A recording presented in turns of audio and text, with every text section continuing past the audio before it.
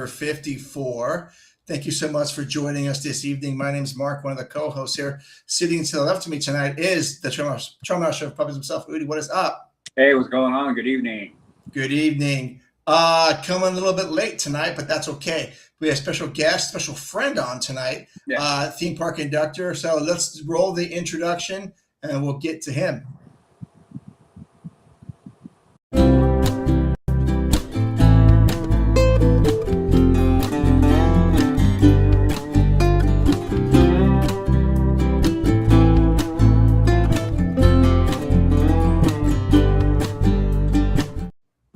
All right. So, hey, this is your first time watching. Welcome. We are a subset of the Leaving Today podcast. It's our audio podcast main thing, but we do this every Wednesday night between 6 and 7, but tonight between 8 and 9 as a way of connecting with you folks. Tonight we are going to we're talking about a couple of news items, plus our good friend, an absolute friend, awesome, love this guy, is Theme Park Conductor. What's happening? What is happening, Mr. Conductor? How are you tonight? I'm doing well. I'm doing very, very well. I'm super excited to talk everything about the parks with you fellas, because I have an all new respect for you both. Because it's one thing to talk theme parks on camera, it's a whole nother to do it in person on location. Mm-hmm. That's when things get crazy. I'm there for it. Yeah, awesome. Yeah. So, Conductor, where can people find out more information about you? Absolutely. You can find me on YouTube, Instagram, and Blue Sky at Theme Park Conductor, on X at Theme Conductor, TikTok at Theme Park Conductor 1, and every Sunday at 5 or 7 p.m. for Conductor Sunday live stream, where we have amazing guests like the Leaving Today podcast, Mark and Udi. We have others as we break down Disney and Universal news. We talk about the theme parks. We analyze things happening in the parks. We talk about events, everything theme park related we talk about. And we have an amazing chat that kind of interjects their own version of their own topics about the park. So it's a great time. And I will tell you what, I can't wait to have you guys both back on very soon. Oh, man. Are we going on soon? I guess we are. I guess. Yeah. We are. You guys are. Thank you, Conductor. That actually means a lot. And I'm just so happy that we're part of this community. Because everyone we've met has been fantastic, and it's just a blast to be able to talk to you about stuff like this. Yeah, 100%. Absolutely, 100%. Looks like there's some people in the chat already. Oh, Conductor. Let's see, Gary Bear. What's up, Conductor? What's happening? See, Conductor brings his own fan base, but that guy's actually one of our fans. I am. Yeah.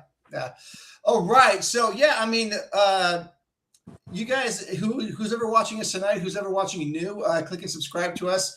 We've got 86 followers, which is about 1% of what Conductor has. He's got 8,600 or something. We'll get there one day. Yes. Oh, you guys are going to get there. You guys are going to get there. Oh, thank you. Yeah, you know what? I really miss being in the parks.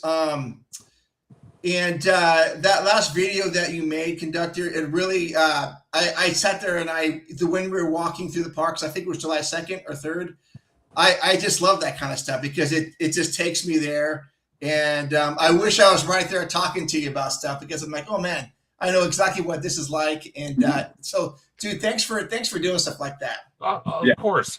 My whole thing with doing something like that, I try not to make it a major production. I try to, film it as real as I can because I want to give people the sense of I'm filming what I'm directly looking at and telling the story as I'm looking at it, as I'm describing it. So a lot of amazing stuff has updated since you guys were there last. So I love that, and I love doing it, and I will continue to do it. being that I'm going to be going to D23 next month, I'm going to be doing a lot of vlogging from the showroom floor. So I can't wait for you guys to watch that and break that down in your podcast and in this show. So it's a great time to be a theme park fan. I have to tell you.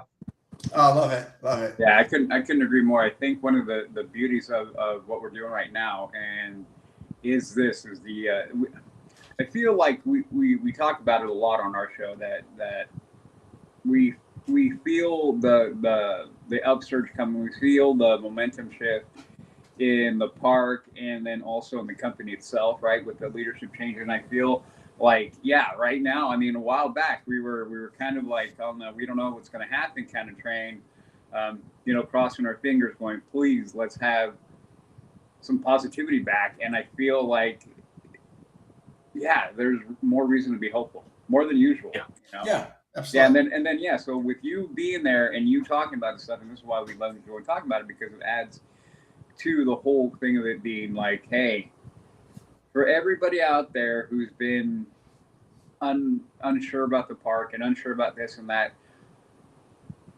just hold on. It's coming. Like, I feel like it's coming. So yeah. Well, see, to be fair to my fellow content creators that kind of make it a production, is, it's great that they do it from that angle. So if people like professional content, I understand that.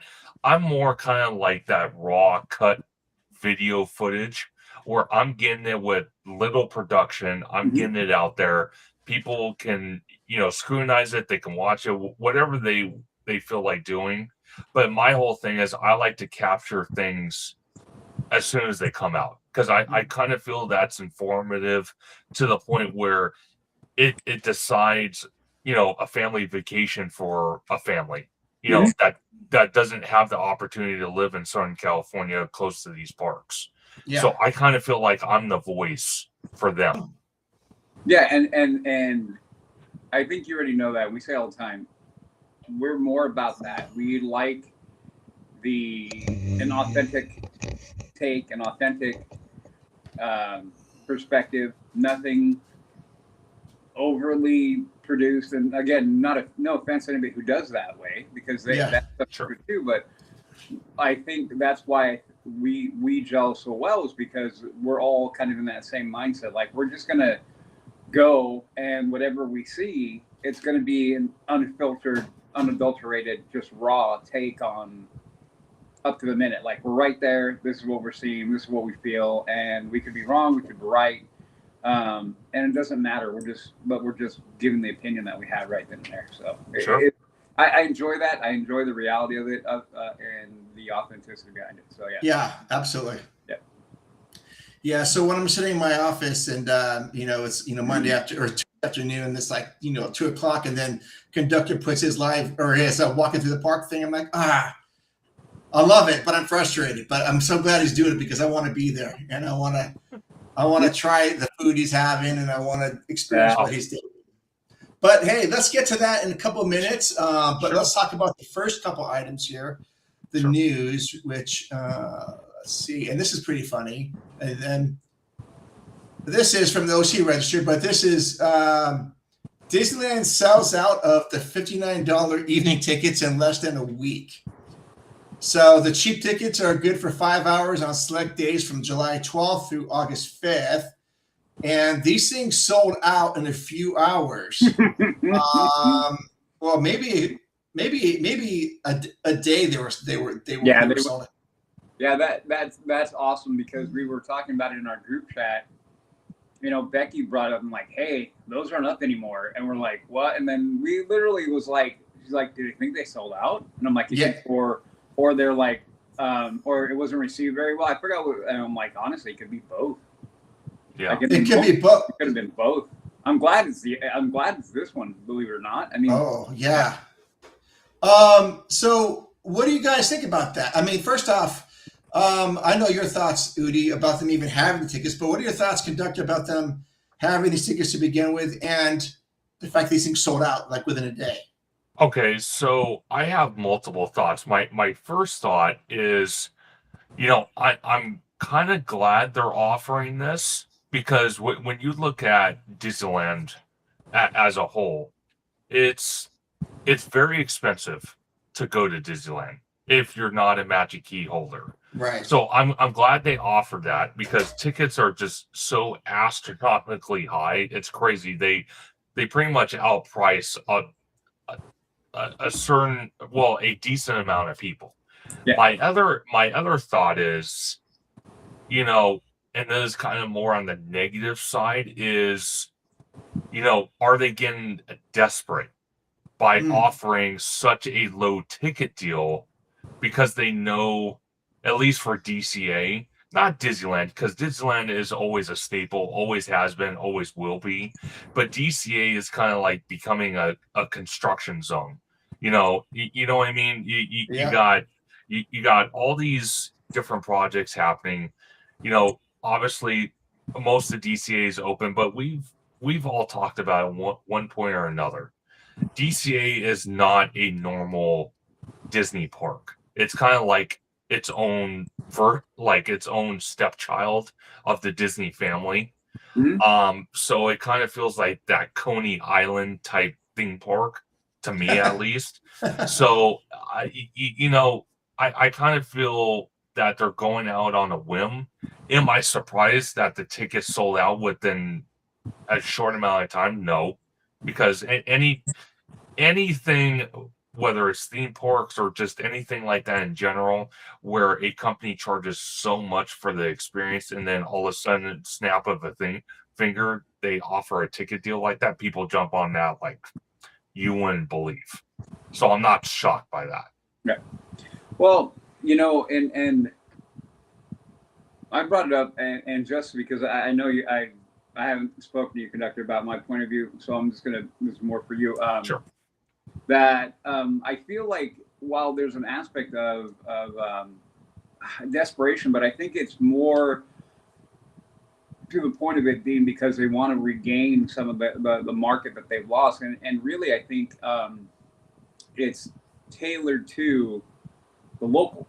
Oh, yeah. It's 100% tailored to the locals. I mean, I think anyone who's got an AP, Magic Key, you know, not really going to be in the market for that. I mean, maybe offhanded, a blackout day, something, right? And the tail end of the trip. I mean, there are facets where it could apply, but largely it's going to be for the people who are in the area that can be like, hey, we're going to go for the night. You know? Yeah. So, well, go ahead. I'm just going to finish the thought real quick. So that's where I feel like they recognize, I think it's a recognition of that lost ability for people in the area, the local, and it's a locals park. No matter how much people may want to argue that, it's never going to change. It is a locals park. They're realizing like, hey, we need to get them back. We need to get those people back. We want them to reconnect with the park and reconnect with the company and shore up whatever has been the gaps in people going to the park. There's a video out there about, you know, they're trying to say, they're showing videos of, and I saw a couple of them coming out from after the fireworks. Oh, look at how the parks are full, trying to kind of pump it up like the parks are full. And I went, it's literally at the end of fireworks where everybody coalesces in that spot. So of course it's going to look full. The only way to truly gauge is when you branch off, and we all know that. So I feel like this is what it is. It's them going like, we need our locals back. We need to reconnect with the community because they are the lifeblood of this whole thing. Well, no, you're exactly right, Udi, because I agree with you. As much as, you know, Disney wants to make the Disneyland Resort cater to tourism, it's becoming harder and harder day by day to believe that. When you have ticket deals like this, when you're sitting there, you know, doing things that point in that direction. Mm-hmm. Disneyland Forward is supposed to alleviate that type of momentum that they built up for the locals and kind of cater more towards tourism. Mm-hmm.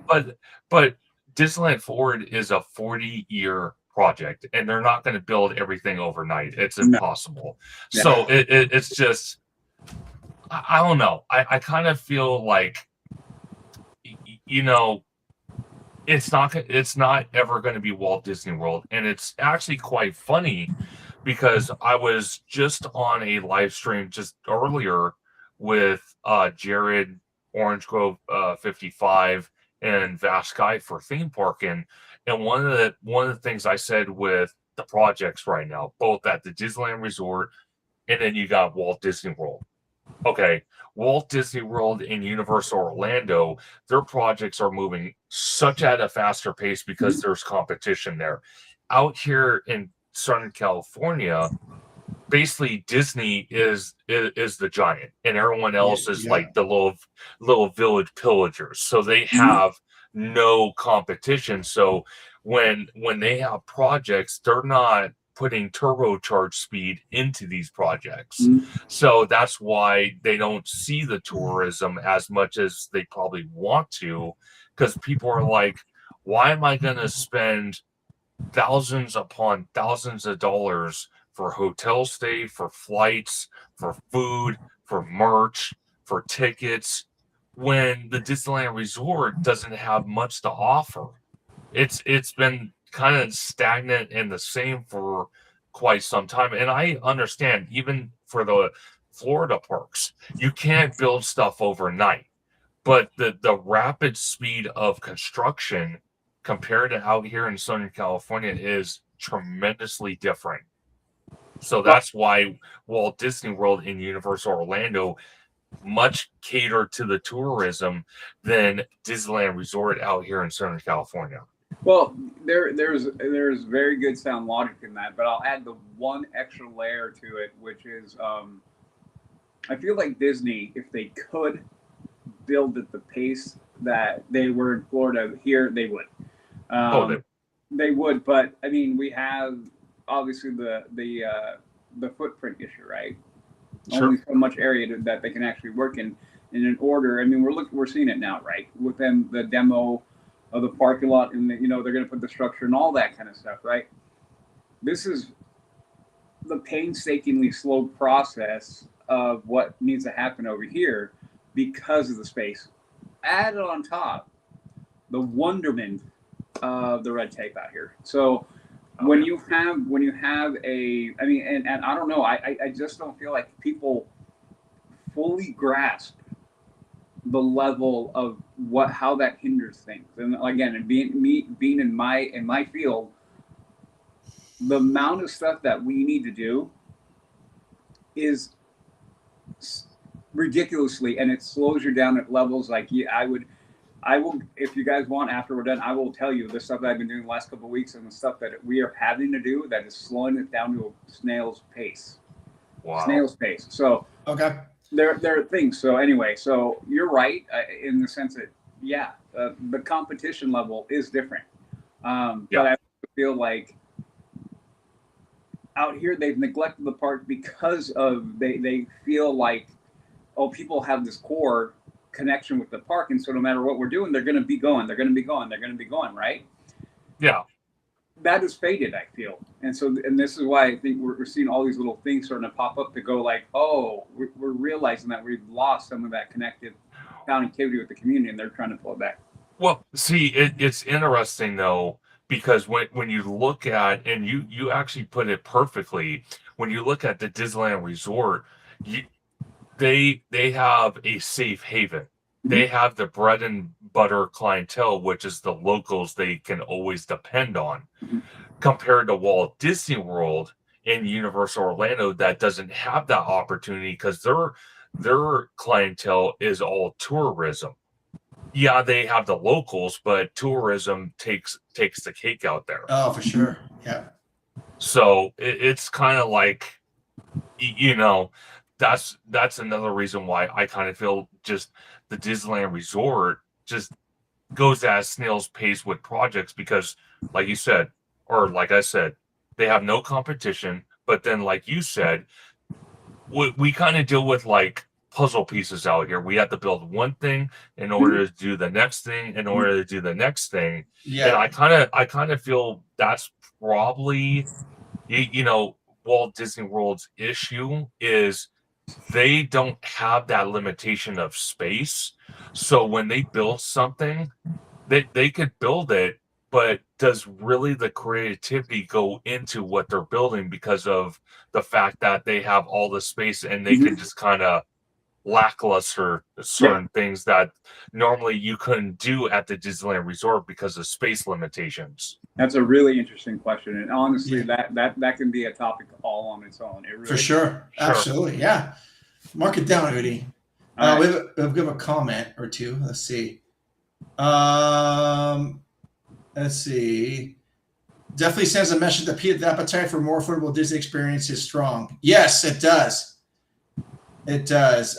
John, make it rain. Yeah. Hey, what's up, John? You know, the funny thing is, Mark, earlier when you were talking about like when you're watching Conductor's stream, you know what I was doing this morning, sitting on the rooftop? What? I was looking at tickets. Go back. Oh, okay.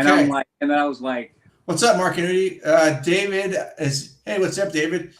Is this guy one of your friends, Conductor? He is. All right. Look at that. Jumping in. Yeah, thanks for jumping in. And then also, here's a comment from John. I just think it's hard to build a ride. You have to tell a story, design everything, source everything, engineer everything, and the list goes on and on. Mm-hmm. Yeah, but that's I think fun.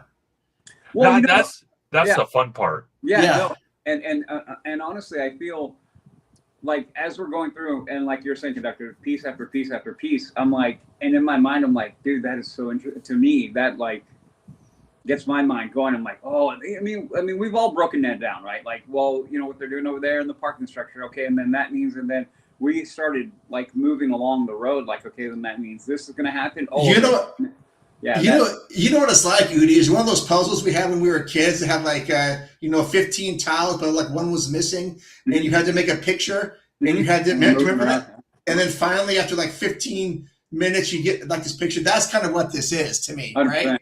Yeah. Have you seen those puzzles connected? Of course. Okay. Yeah, I totally get it, and that's what the Disneyland Resort's facing. Yeah. You know, that puzzle piece mentality of trying to figure out one thing to do another thing to do another thing to do it. It's like, geez, Louises. Yeah.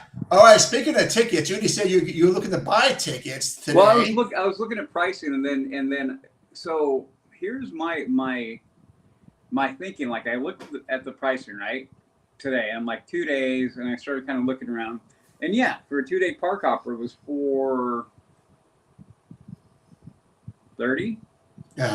Wow. Okay. And I went, oh my Atlanta, and then. God. Then I stopped for a second. It popped in my head. I'm like, hey, but they did that $59 deal. Yeah. And then my mind went, let's see, the last time I went, I got a smoking good deal for the tickets, right? What were they for the 3 days? It was like $250. Yep. Yeah. And I'm like, And then in my mind, I went to, what was that movie? Braveheart, where he starts yelling, hold. That's where I'm at. Yeah. I'm like, hold on. Hold, and I went pause. Well. Yeah. Yep. We'll see. I feel like that's coming, man. It's coming. And our mutual friend Jacob is going to drink the Kool-Aid soon. And get he broke that news to us the other day. I was like, nice. I'm happy about that. So Disneyland offers discount tickets for Anaheim residents. City residents can get a single park ticket for $71 or a park hopper for $104. I live in Anaheim. There's $71 in honor of the 71st anniversary of the park. And these tickets are good from July 20th through October 8th. That is a really good run. And they go on sale July 16th. Anaheim deal is a 32 to 68% discount off a single park tickets, only $104 to $224, and park hopper tickets. What park hopper is $314? Peak. Holy cow! Peak. Oh my, dude! There's no way I would pay $314 for 1 day. Love the peak. No way. Okay, so this is a good thing that they're offering this, and this. I think this goes to support what both you guys are talking about. How they're valuing the resident. Yeah. Well, I do find it quite interesting too, because you think about it, like I mentioned earlier on, D23 is next month. Mm-hmm. So does that play host to what's going on here? Could that play a factor at some point? Because would they really be doing this any other time of the year? Like, I'm sure they have. I don't really pay attention to it because I'm a Magic Key holder, but not really. Because the holidays, they don't really do these ticket deals because obviously the winter season is their bread and butter of revenue, because summers kind of just drop, downhill a little bit, and they make their most of their revenue is during the wintertime, during the holiday season. Oh, yeah. You're right. I mean, and that's a really good point. After in the fall through Christmas, you won't see this stuff, but you might see it around like my birthday, which is January, February timeframe. I don't know, guys. Normally, under normal circumstances, I'm 100% with you guys. Okay. I feel, dude, I don't know what but I feel like something is different in the air right now. I just feel like something is different in the air right now. I agree. Whatever the rationale or the reasoning behind it, I don't really have like a good, like, well, it's this, but you guys know we're in the stuff, we're looking at the stuff, we're reading stuff, we watch videos, we listen, and we pick up the vibe, right? I think we pick up the vibe of like, hey, what's different? And I can't shake that feeling like things are different now. And honestly, I'm excited by that. And I can only point to the change in leadership. And maybe, again, I'll always caveat that with maybe it's my optimism bias and understanding how much I disliked the former leader, and now looking at wanting to give D'Amaro a chance, which some people have already written him off, and that's fine, but I disagree. But I don't know. We have to give Josh at least 12 months. And we said that from day one. Once he took over, we talked about it on our podcast and was like, dude, you've got to let the guy cook. You've got to see you've got to begin to make the changes that he sees that he was either nixed on or outvoted on or whatever. But again, looking at the leadership change there, looking at what I've been hearing, what it looks like is coming out of Lucasfilm and Marvel, dude, I feel like it's changing. Well, okay, so I'm actually gonna add on to that, because I think his first 12 months are crucial, but I think what's really going to be the test is the 12 months after that. Because think about it, Iger is still lingering around in the company. Yeah. Once he's officially gone, and D'Amaro doesn't feel like he has to look over his shoulder and look at his former boss, I kind of feel that's when the crucial time is going to be. Right now, it is crucial, don't get me wrong, but you still have Iger in the picture. Like, I mean, there's this conference that's flowing around online right now. I forgot what state it is. I can't remember off the top of my mind, but you have this kind of CEO conference, and you have D'Amaro there with Iger. It's like, wait a second, you're the CEO, D'Amaro. Why is Iger even there? So, I mean, once Iger is officially gone out of the company and you don't see him next to Josh, I think that's when we should start really kind of just honing in on everything he decides going forward at that point. I think it's kind of a little unfair, not completely unfair, but just a little unfair to sit there and blame things on D'Amaro that are happening right now, because Iger's still around. So there's still that justification, like, do we blame Iger? Do we blame D'Amaro? At least when Iger's gone, then we can say, nope, that's 100% D'Amaro. That's his problem. Well, I agree with you on that. But I will add one little caveat to that. Sure. We cannot forget about Dana Walton. Oh, no. So I feel as apprehensive I am about her being there and her being in the role she's in just because of her ties to Iger and everything else like that, I'm still super apprehensive of that. But like you said, after the 12-month period, after Iger's like, dude, right off on your 100th yacht, how many you got? Go live in your antique billion house, whatever it is. I don't care. Just go off with you. Bye-bye.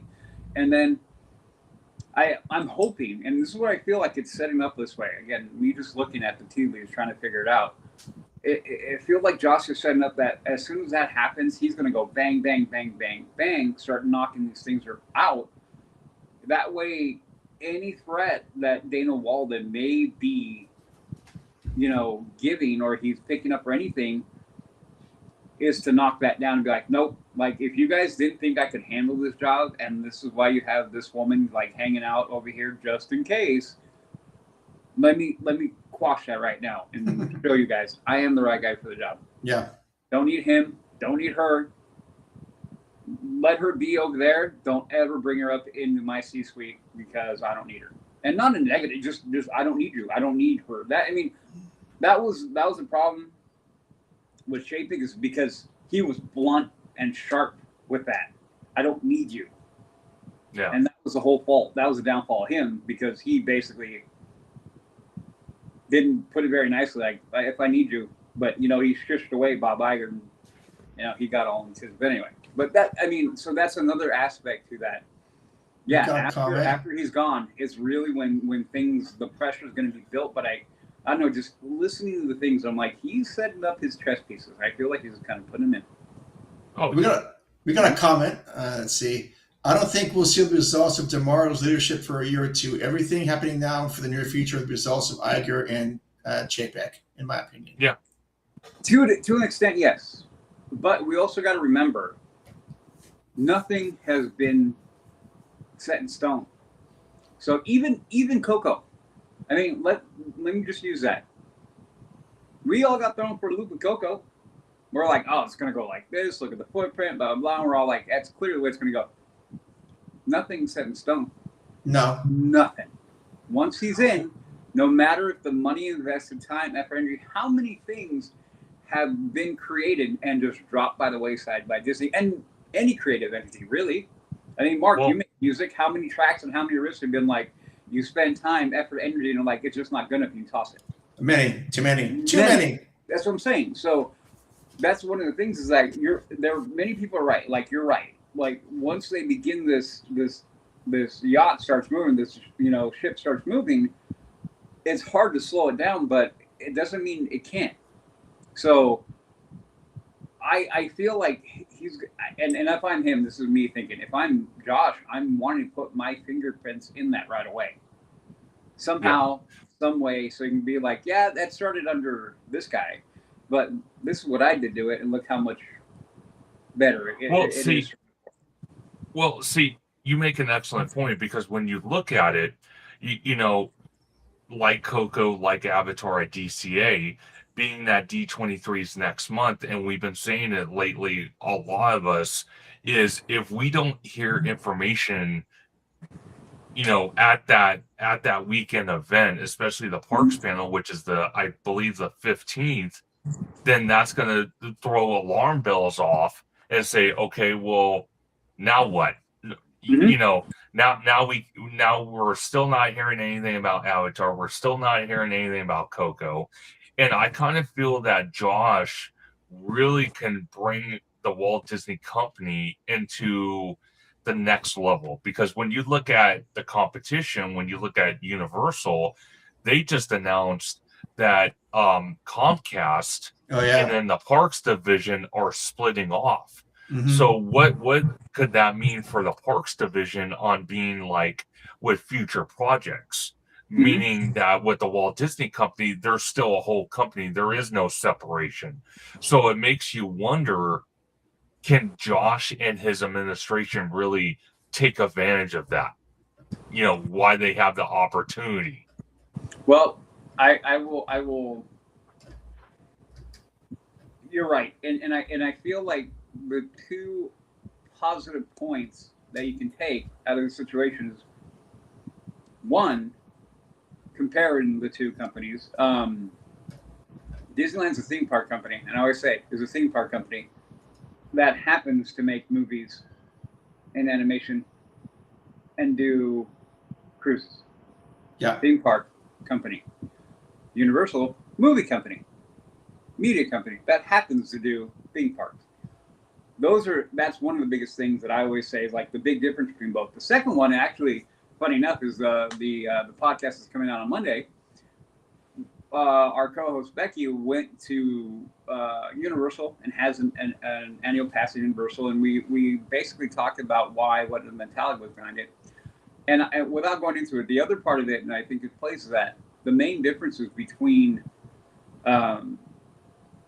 Disney and Universal Parks is the IPs and the storytelling behind the IPs can be very dramatically different outside of like Harry Potter. They have video games, have a movie franchise here too. But the iconic IPs and the storytelling, how they tell the stories, it hits different. So it does. Yeah. So those are things. So you're right. I hope Josh realized like, hey, yeah, we have this competition coming up, but at the core of what if Disney if he can tap back into Walt, dude, it's a no contest. They have to be willing to do that. Yeah. Yeah, they could, John, but how is that guest experience going to be? I don't know. Yeah, that's it. Honestly, guys, I'm going to say this right now. I think that's a tired excuse at this point. I really do. Yeah. I think a lot of people go like, well, the guest. I'm like, dude, when you go to Disneyland, there's a lot of people there. If you don't want to deal with a lot of crowds, maybe Disneyland isn't for you. As sad as it makes me to say, because it is for everybody. Yeah. Well, but true. If you're going to let crowds deter you from a place, then, dude, you're going to be at home a lot. Right. So when people go like, there's just too many people here, I get it. I mean, don't get me wrong. I'm not trying to be, unfeeling at that sentiment because it is true. But at the end of the day, people are going there. That's a good thing. Yeah. So if you're mad at it, then I don't know what to tell you. You know what I mean? Exactly. I have to tell you. So the guest experience, it may slow things down. It may make it a little bit more laborious. It may do like that. But this is where I go. There's more to do at the park than just jump on an attraction. Right. No, 100%. Well, speaking of attractions, I want to ask you both, because I'm sure you've seen it on social media. Mark, Udi, I'm sure you've seen it on my latest vlog. Yeah. This animatronic. Yeah. It needs to be talked about. I haven't talked to you guys about it. Oh God, I can hear I can see Udi's wheel spinning. I can see it. Yeah. Okay. First of all, I have to go out on a limb. I want to say before I get into my rant is I do appreciate Imagineering thinking outside the box. Yes. I do appreciate them trying to take a attraction that has been there for decades and implement something new. I do respect that 100%. Mm-hmm. Now going back to the animatronic itself, the problem I have with it is it has no dialogue. It has sound effects. That's the best we got. It lasted a couple days. Then it went to B mode because it stopped working. Mm-hmm. And I think if memory serves me correct, they actually took out the animatronic and put back the old prop because people were just hating on it like crazy. I didn't know that. Okay. So I've talked about it. We've had Yeah. Good look at this. Hold on for a second. Conductor in the house. OG55. Yes, sir. OG, you gotta join. You gotta join the chat sometime, brother. Yeah. You have an open invite. Absolutely. All right. So let me get to my point because we've covered it. We've covered it on our show. We're gonna actually be talking about it with our good friend George here next week, right? I think at some point. Yep. On his show. I'm gonna say this. I'm with you, Conductor, in the fact that you've got to give Imagineering props for them putting that out there, because I feel like pulling new tech into that attraction that is so old and so original, which we're always going to hold pirates close, right? I mean, We have to. We felt it when we weren't there, the fact that we couldn't go into it. You felt that. But I'm also going to say some of the people, I will say some of the reaction, while I understand it, I think so much of it was so dramatically overblown. I was sitting there going, come on. This is not the redhead getting swapped out. The redhead was detrimental to the story. That's why it was so, and all the little things they've changed in that attraction. So many people don't even realize how many things have changed in that attraction. And other than the redhead, I mean, our podcast, we threw a fit. I mean, Jess went bananas on it. And so we all did, because we understood fundamentally what it was doing was changing the story arc. Agree to disagree with the story arc, what was there, fine. But this is not that. This was them trying to add some kinetic energy to an otherwise flat maquette.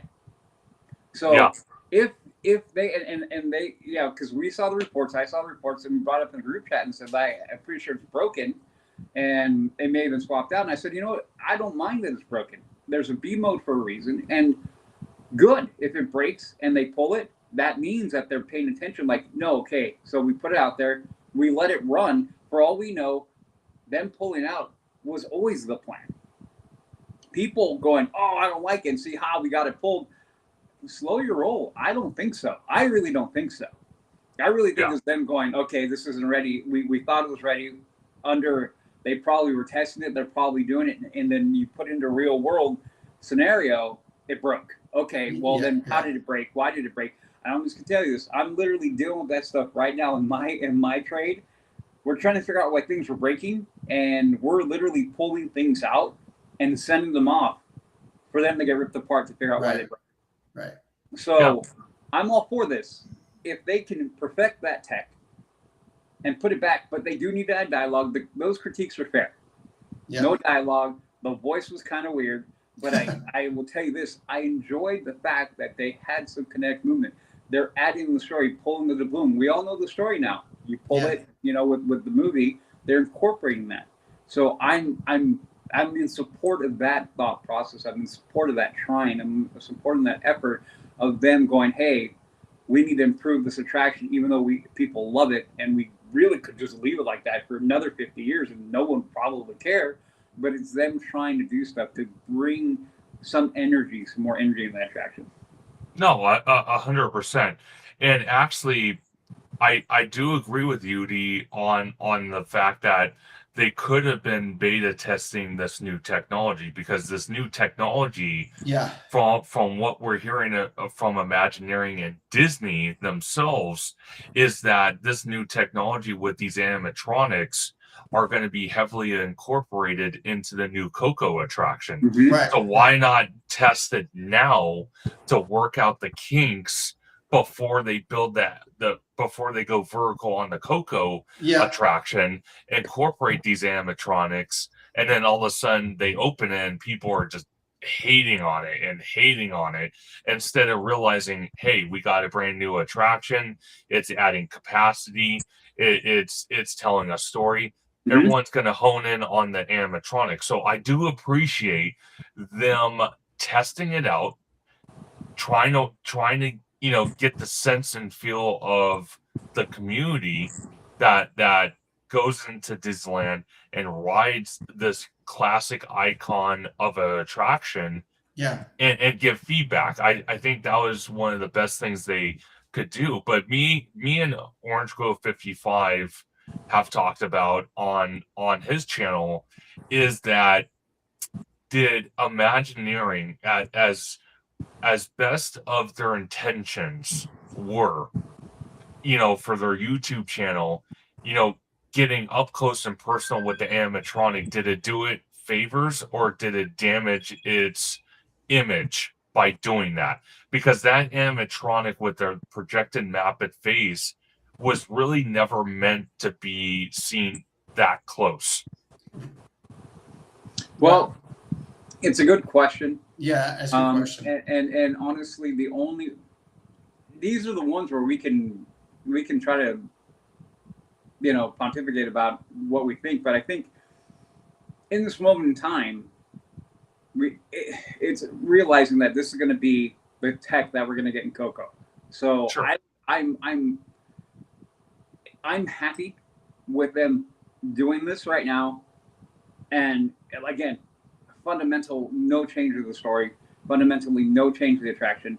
Fundamentally, the attraction remains the same. It's not like the redhead. It's not like switching the pirates around, being chasing women to being chased by women, adding Jack Sparrow. Those are all story points in the attraction. Yes. They've all changed. And this is not even remotely the same. So that's why I said everybody can just calm down. So I don't think long term, I don't think it did anything long term negative. No. And I think long term, it's going to be a positive overall for not only pirates, because if they perfect that, like, bring it on back, man. Let's go. Yeah. And then have that tech ready for Coco. Well, I'm going to tell you this, Udi, and I think this is a staple for anything, any company, whether it's theme park related or just any company in general comes out with new products or whatever.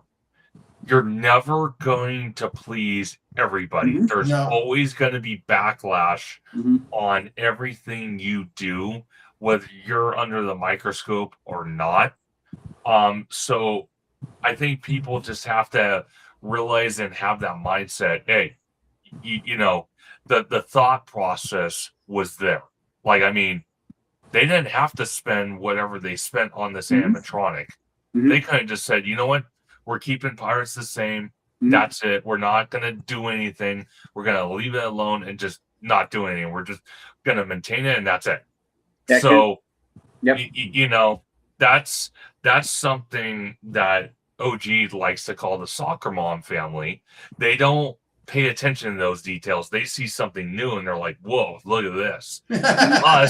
Us as content creators, we break it down. We say, okay, well, this is why we're pushing back on this. This is why we're excited for this. This is why, we kind of break it down even more for people that are interested on that type of information compared to that soccer mom family that's just excited that a attraction that's been there for decades has something new in it.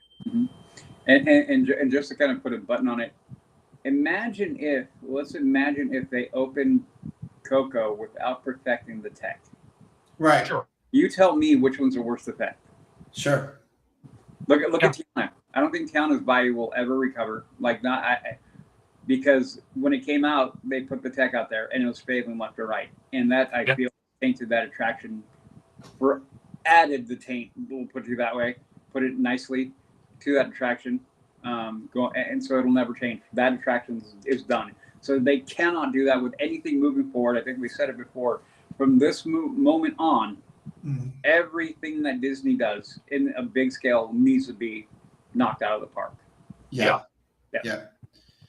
All right. Internet outrage will always be there. I don't think Disney listens. If they did, the original trilogy would have been in the parks 4 years ago. For Galaxy's Edge.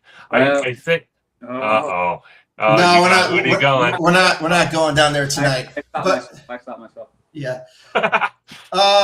No, I totally agree with everything you guys are saying. Initially, I didn't like what I saw, but I understand what they did. I understand that it was beta testing, and I think they are listening to what people are saying, and which is I think what any marketing department, any R&D group should do. If the product isn't good, people will know, and let's make adjustments so that we can actually knock it out of the park. And I think once they figure this out, we will get a better version for Coco and bring it back to Pirates and other attractions as well. Well, and just I'll just say this. Okay. The reason why we didn't see Galaxy's Edge had nothing to do with the marketing and the analytics being told this isn't good enough. It was the leadership. Yeah, it was. And egos getting in the way. The ego and the leadership stopped it from thinking. Yeah. Or actually kept it from starting the way that we all know it should have been. But anyway, and I'll stop. Right. Okay, so let's shift gears. Okay. Because Conductor was at the park recently, and I have a couple of questions that I brought this up on the last podcast that's coming out on Monday. Mhm. And so I know that basically after July 4th, we can say, okay, now Halloween stuff's coming to the parks, right? Now it's Halloween season. Okay, that's all fine. I love Halloween. But let me ask you this, conducting, and I brought this up on the show that comes out Monday, is this being the 250th anniversary of America and Disneyland being a homage to America, which is really what it is. It's a tribute to America.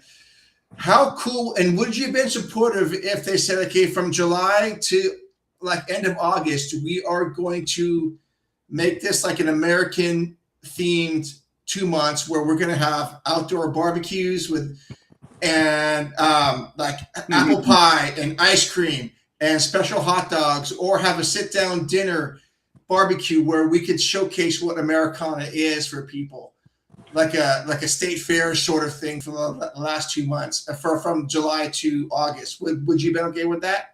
I would have been okay with it. For all seriousness, I would have been fine with it. I think that this 250th celebration of America is something it's once in a lifetime. Yeah. We're not going to see it ever in our lifetime ever again. No.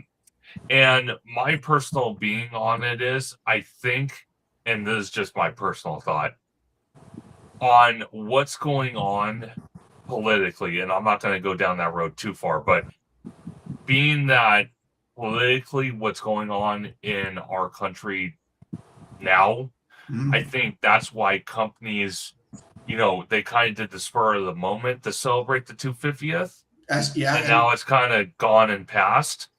That's what I kind of want to believe. But then again, I'm sure there's other issues. But personally, for me, to answer your question straight up, I think that would have been brilliant. I think, having that American style, nostalgia, the foods, the atmosphere, the decor, I think it would be awesome. Yeah. Now, obviously, they're not going to go down that road, and it begs the question: how long is Soaring Across America going to be at DCA? When is that overlay going to disappear? Because I have some thought process on that. Okay. So it begs the question. It really does. Because John Maker Rain makes a good point. He says, when is the 70th sign going away? Because the 70th at this point, it's kind of gone. It's been here, but now it's gone. Disneyland just hit the 71st anniversary. So it's like, okay, well, the 70th is overplayed now. It's like, why is that decor still there? Yeah, right. Josh Yamaro trying to bring back Disney going to play it safe for now. Is that in response to my Americana barbecue idea? Or is that the animatronic? No, should have been through the next. What is that for, Gare Bear? Oh, I agree. What's he talking about? The 250th. Oh yeah. And I mean, if I had a say in it, I would have pitched the idea where, you know what, there is some concern with America right now by some people, but our park is based on America. It is a tribute to America. It is based on the hard facts that have built this country. And look at the World Cup right now. Everyone coming in here who doesn't watch the news is saying, "Oh my gosh, you guys have it so good," and we do have it good. We do. And Disneyland should have said, "You know what? This is America. Let's give people out of town guests, out of country guests, a taste of what America should be." Mm-hmm. And here's an outdoor barbecue ticket for whatever, $60. You get hot dogs, you get apple pie, ice cream, you get barbershop quartets, you get all this stuff. And no better place and no better time right now than to do that. Yeah. I agree. And let me say this too. The difference between the 70th anniversary for Disney and the 250th for this country, there's no comparing the two. 250 the best country on the in the history of the world, compared to Disneyland, to the best place, one of the best places in the world for 70 years. So 250 is something we should have been rocking all year long. We should be going all the way around. And Disney, I mean, the problem with Disney in the 70s is they do this every year. They do it almost every year. So it's like, yeah, that part of it gets played. So I get that part. And honestly, most of that merch has never been like speaks to me. But that being said, you give me an American flag, say 250 on it, and you incorporate Disney stuff, which they have some stuff. I'm like, yeah. Now we're talking. No, 100%. 100%. Now, I want to ask you both, because if you did watch my vlogs, because I have it in the vlog, and then I have it as its own video, Soaring Across America. I have to ask you, what did you two think? Haven't seen it. You haven't seen it? No. I've seen your blog, but I had to fast forward all that because I kind of want to see it in person. I don't want to know. But okay. But I want to hear your thoughts, though. Yeah, no. Okay. And honestly, that's where I was at because I knew we were going to talk about it. I'm like, okay, I don't want to know what's there because I do, but I don't. You know what I mean? But your take on it, though. Okay, I'll keep it vague so I don't, release any details. Okay. Personally, for me, one of the first things I could say is I think it's literally the best version of Soarin' ever. Like, I mean, it's better than across the world. It's better than across California. I think it's fantastic. I think just the locations, the footage, the kind of history it takes you through of America. It's mind blowing, and it's for people I've talked to, okay, that don't really care for Soarin'. They said this version alone, they would have absolutely no problem riding this version of Soarin' multiple times throughout the year. Compared to one and done. Okay.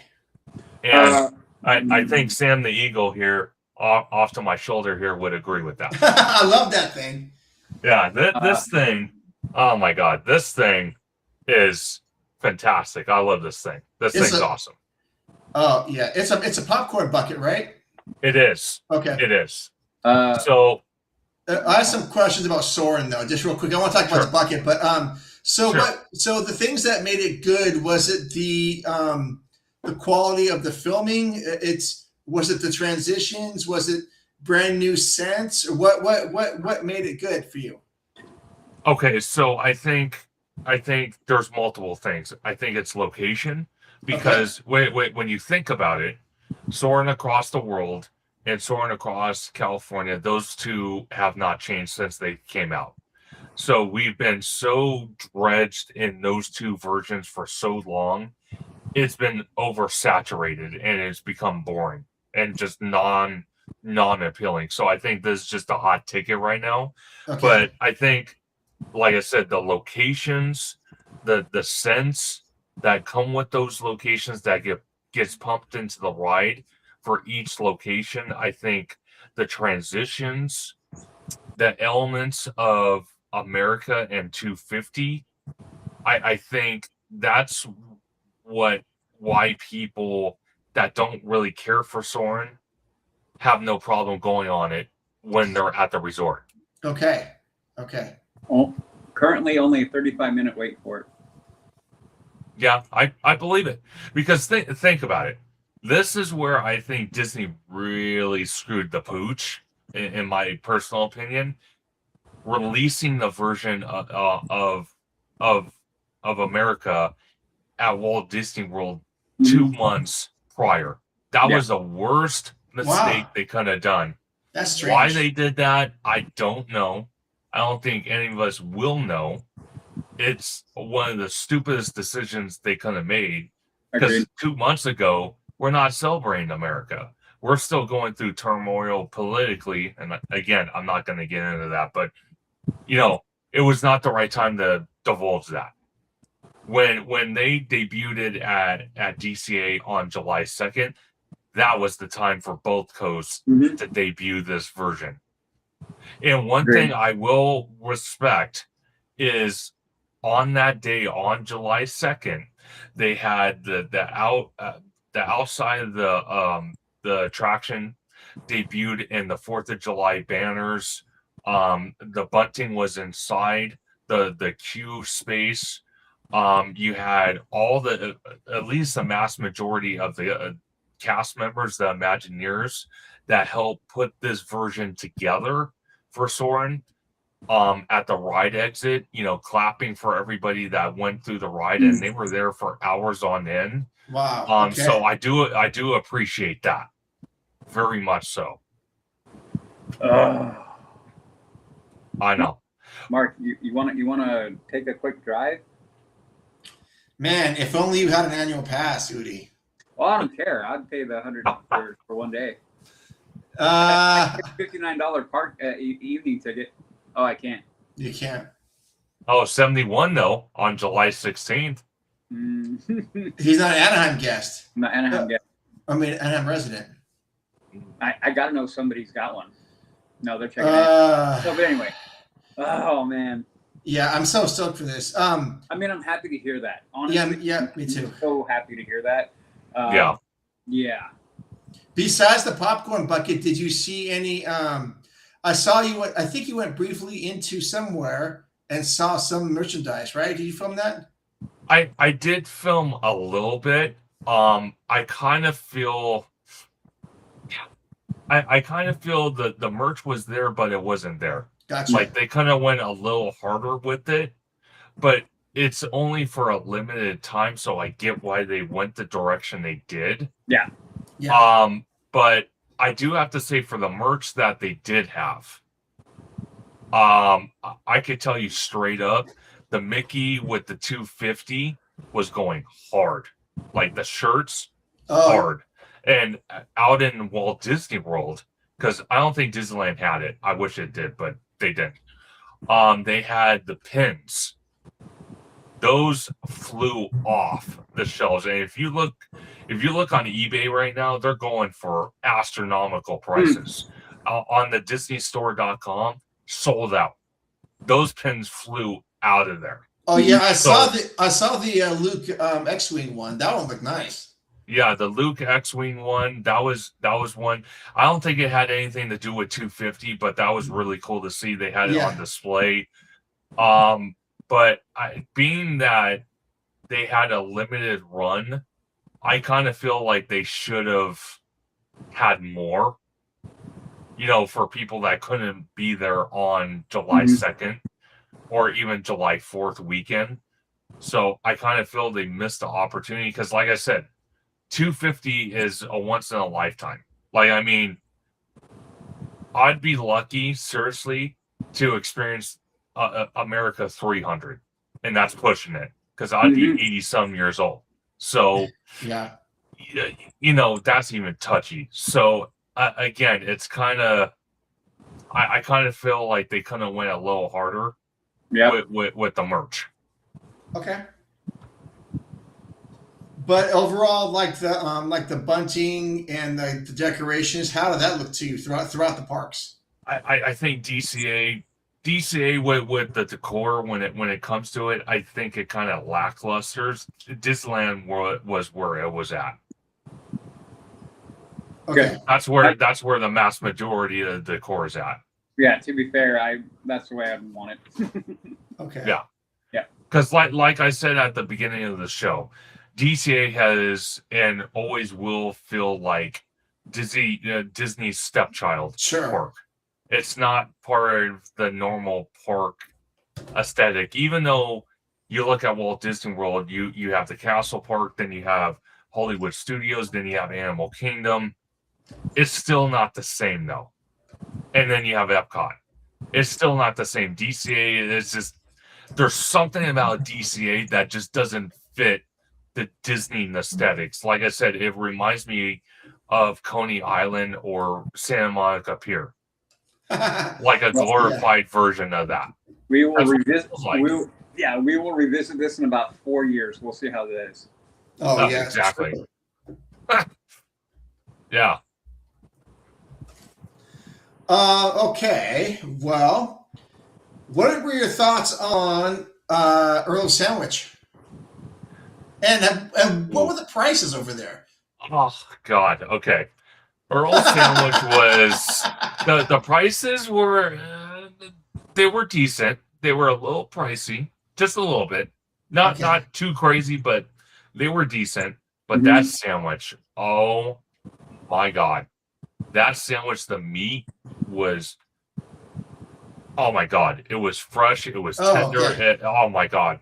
It was fantastic. Like, I Okay. mean, it was packed. So that was good to see. That was really good to see that Earl Sandwich was packed. It is now, I think it's third or fourth home in downtown Disney. Yeah. So it's good that it's busy. It stays busy. Um, I'm more interested though on the Carnaby. Again, I've heard some rumors from sources that it could open on the 13th of this month. Are you gonna call in Again, sick? I'm gonna possibly. I'm not sure yet because Disney hasn't officially put it out there, and that's kind of what scares me. So I'm kind of unsure how I feel about it because the Right. 13th is this coming Monday, and nothing has been said. Oh, And okay. I would kind of want to think a restaurant of that magnitude and being that who it's tied to, you would think you would want to give a little leadway for that. Not necessarily for a How soft. dare you, good sir? Yeah. What was that about? I don't know. Okay. I don't know. Mark, I got a question. Are we spoiled with Beach Hut Deli up here? We are spoiled. Yeah, Beach Hut Deli is incredible. Really? Yeah. Yeah. I'll take a picture of it next time, and you're gonna go, oh my please gosh. do. Yeah. Yeah, I mean that's where we happen to have our Trivia nights. trivia night. But I Oh, nice. yeah, Beach Hut Deli is kind of a staple up here in the area. So when you say Beach Hut and you're in the area, you kind of go like, you know. Oh, I definitely got to check it out. Oh Yeah. yeah, look, Google machine. Okay. You'll thank me. Well, you know, I wonder if the soft opening, maybe that rumor is a soft open. You know, they will always get Possibly. soft open. I mean, you know that a soft open it's not announced. It's kind of like open up and let people, so people can begin to get their feet wet about, you know, their new hires and then how the processes and procedures are going to get everybody up and running before they do a full on grand opening with the whole Shebang. party and the whole everybody, and then, you know, Ramsey showing up and all the kind of stuff. Because if he doesn't show up, I would be shocked if he doesn't. I'd be shocked too. Well, it's funny you mention that because actually the person that told me about it, he actually told me, he's like, to be honest, this was a Disney employee. Mhm. It was someone that I was just in passing in downtown Disney, and they happened to mention that Gordon himself has been at that restaurant in the last couple months multiple times. Mhm. Like Wow. multiple times. Mhm. I believe So the fact, because think about it for just a second, they just wrapped up, well, according to what it says on social media, they kind of wrapped up a couple months ago, but according to social media today, I saw a post saying that the Hell's Kitchen season has wrapped up for the season. And that's actually somewhere, I think, Midwest or back east, that they were filming that. So it doesn't surprise me that he's been at this location multiple times. Obviously, he's gone in there before the park even opens, even downtown Disney, because obviously he doesn't want to bring attention to himself, because he's just one of those icons. Like, you see him off in a distance. It's almost like what the Beatles were back in the day. Like, you know, they're walking in public and girls go running. People would go running towards them. So obviously, yeah, Udi would. I would. I'm guilty. I know. I'd shake his hand and call him a donut. That's awesome. You're a donut. Hey, what's that term he uses on Hell's Kitchen? I forgot the sandwich name. What was that called? I forgot. I don't know. idiot sandwich or something like that. I think it was an idiot or a stupid sandwich. Yeah. Yeah. So it's like, so, but I'm more excited about that.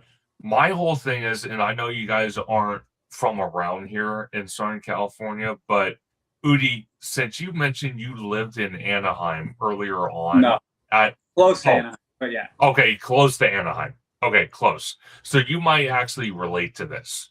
Okay. I don't know if you've ever been to the Irvine Spectrum, have you, in Tustin? No. Okay, well, the point I'm trying to make with that is downtown Disney is becoming the new Irvine Spectrum, where you have all these modern buildings, you have all these third-party company or third-party vendors coming in for restaurants like Din Tai Fung, Earl Sandwich, now this Gordon Ramsay restaurant. You have Arthur and Son Steakhouse. You have, so on, so on, so on. Portos. Portos. But what the theming seems to be with these is that modern aesthetic look to these buildings. Mm-hmm. Like there's no like Disney influence behind it. Not like it once was back when downtown Disney, was at its earlier stages. Mm-hmm. It's more of that outdoor high-end mall look. Oh, yeah. Than it is the old school. Yeah. And that's what I'm starting to notice. No, 100%. You walk it, you see it. Oh, yeah. Mm-hmm. You see it everywhere. Mm-hmm. You see it everywhere. Compared to Disney Springs, where obviously they have a bigger footprint, but they have the best of both worlds. They can have that Disney nostalgia, but then they can have the modern look too. Yeah. They have the best of both worlds. Yeah. So, yeah. I don't know. I'm hoping it goes well. My whole thing is being that it's Gordon Ramsay, prices are going to be astronomical. People are going to have to, kind of decide, do I want to eat here? Do I not want to eat here? Because again, it's a high-end restaurant. It's not I don't think it's going to be affordable. By all means, it's going to be very expensive. It's going to be very pricey. The limited space is going to be a nightmare for reservations. They're probably not going to offer a Magic Key discount. I guarantee it. Probably not. So there's all these little things that ties into it. I guess I guess I'm a little confused, or maybe I just didn't know.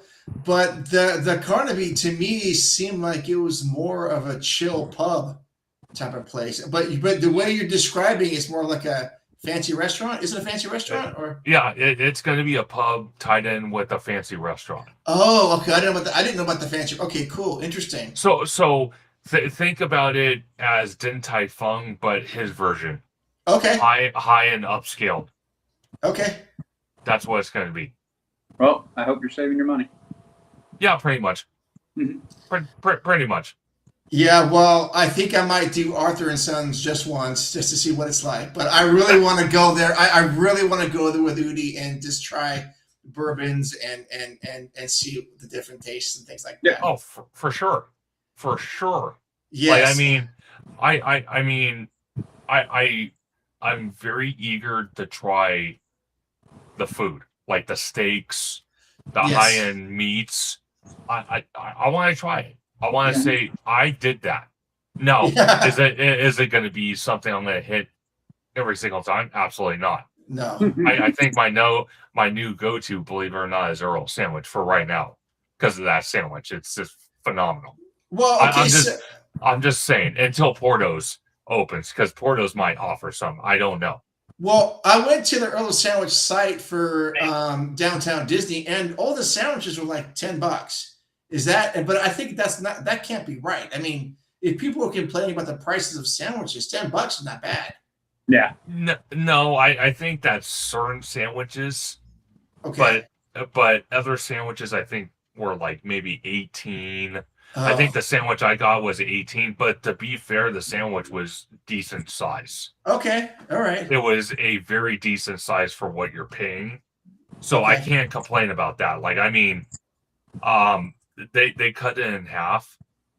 It's not like a Jersey Mike's where it's like a foot long. But Okay. for what you got, and you guys know, eating with me at Plaza Inn, Yeah. whatever I order, I like to finish. I don't like to leave leftovers or waste. Same. And I will tell you, the amount of sandwich you got for what I paid for, I struggled to finish both halves.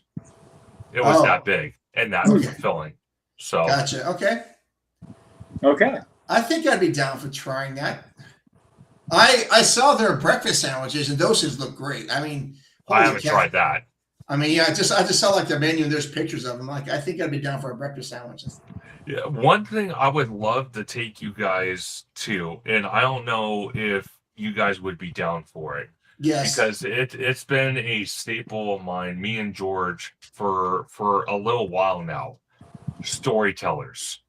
Oh, The buffet style, and just the overall theming in there, and the character meet and greets. It's a lot of fun, and the buffet food is actually very upscaled. It's very nice, really good quality on a lot of the stuff, and I think you two would absolutely love it. It is pricey, but it's worth it.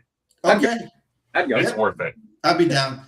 I thought you were going to say the Hushstone Lounge, because I have not tried that place yet. Oh, that's another place I want to take you to. Because I actually turned George to that, because he's like, I've been to Disneyland so many times, I never even heard of this place. And I said one night, let's go try it. I've seen it. I walked through the Grand Californian a lot, so let's try it. And I got him hooked on it. Oh, okay. Oh my God, he loves it. Cool. All right. Well, yes, either one of those or both, dude. You know that Udi and I were going to go to that. Oh, for sure. Awesome. Yes, sir. Awesome. Now I want to go to the park. I want to go to the park right now. Yes, sir. Road trip. Oh yeah, seriously, road trip. I'm serious. Yeah. Oh man. Well, I've enjoyed this discussion. Awesome. I love that we can have this sort of discussion. And again, Conductor, again, thank you for doing those walk around the park vlogs, because like I said, they really mean a lot to me, and probably lots of other people who can't go as often as you guys get to go. And it's like, oh, all right, so I can see what you're doing, I can see what you're trying, and I just appreciate it, dude. Well, and again, I appreciate that you appreciate me doing it, because my whole thing is, like I said, obviously you're obviously going to have the bigger channels, more detail, longer videos, more production into it. Me, on the other hand, which I've been quoted many times before by a lot of people, even George himself has said, I kind of like your freestyle of, you don't make it a massive production. You tell it how it is, and you show it how it is. You don't sit there and try to put lights, camera, and action on it. You just show it how it is, and you let people that watch it determine what they think of it. You know what I mean? Yeah. So that's what kind of separates me from everybody else, because when I think about it, the analogy is you have two pools. You have the pool that is everyone doing production quality content at the parks and making it a whole production. And then you have this other pool over here where you have people like myself that freestyle it, that kind of give it to you, raw footage, non-production, camera lights action type mentality. Yeah. And I kind of feel with people watching YouTube, obviously they're always going to go to the higher quality, the detail, the lights, camera, action, videos. But a lot of times they want to see the smaller channels with the raw reaction of things. And I think that's kind of what separates all of us in this theme park content space. Yes. It's that differential. Yeah.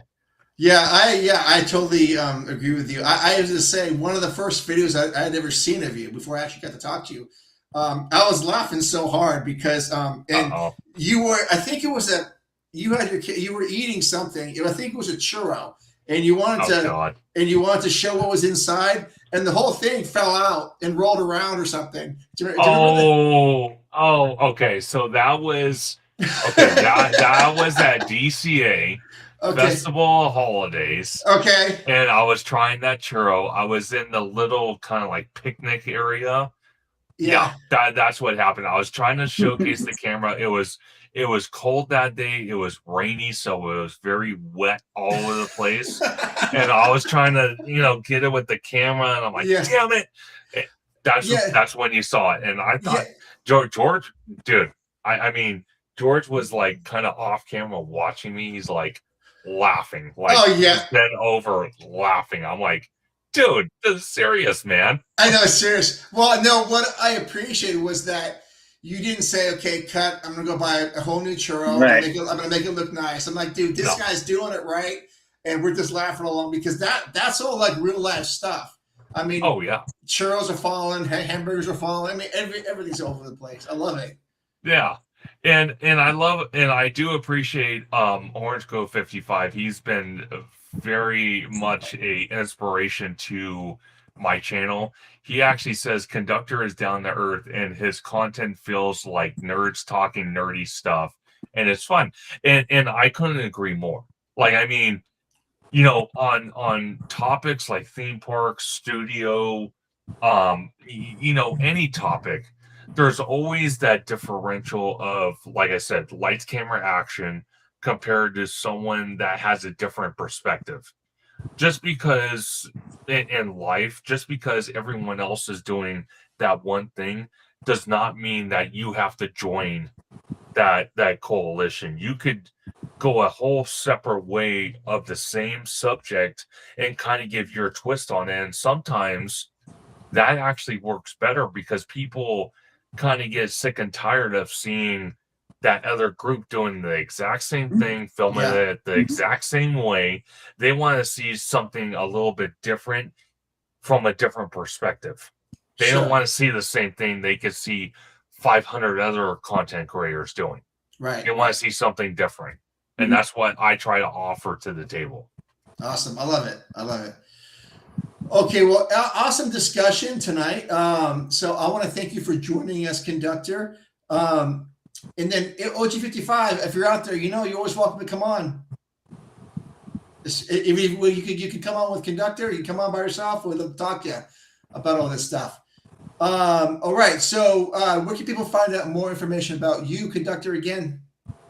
Absolutely. So you can find me on YouTube, Blue Sky, and Instagram at Theme Park Conductor, on X at Theme Conductor, TikTok at Theme Park Conductor 1, and every Sunday at 5 or 7 p.m. for Conductor Sunday live stream, where we talk everything from Disney to Universal, everything theme park related, even a little bit of the studio stuff. And we have amazing guests like the Leaving Today podcast crew, Mark and Udi. We have Orange Go 55, Hollow Gelato, Yeah. Tommy Toon World, and so many others. As we break this down, we kind of go into detail. We get the chat involved. It's such a great time. And then you can also find me periodically on Orange Go 55 doing content over there. And Jared from Capture the Magic on his theme park and live streams. Okay. Every either Tuesday or Wednesday. He's still trying to figure out the schedule on that. But those two other channels I'm pretty consistent on as well. Man, I don't know how you do it. I have one audio podcast that comes out every 2 weeks, and it is more than enough for me. Oh no. I go from 0 to 60 in a split second. I almost felt like I need a personal assistant.